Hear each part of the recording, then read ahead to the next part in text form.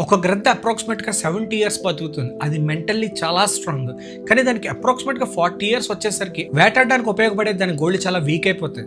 దాని ముక్కు షార్ప్నెస్ అనేది చాలా తగ్గుతుంది.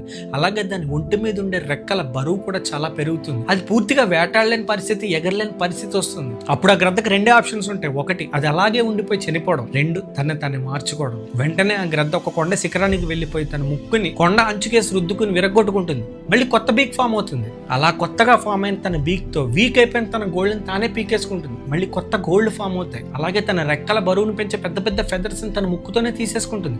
మళ్ళీ కొత్త ఫెదర్స్ ఫామ్ అవుతాయి. ఈ పెయిన్ఫుల్ ప్రాసెస్ మొత్తం జరగడానికి ఆ గ్రద్దకి అప్రాక్సిమేట్ గా 150 డేస్ పడుతుంది. దొరకని ఆహారంతో ఆ పెయిన్ ని తట్టుకుని పేషెన్స్ తో అలాగే భరిస్తుంది. అంత పెయిన్ తట్టుకున్న తర్వాత ఆ గ్రద్దకి ఇంకో కొత్త లైఫ్ వస్తుంది. మళ్ళీ అది పవర్ఫుల్ గా వేటాడగలుగుతుంది.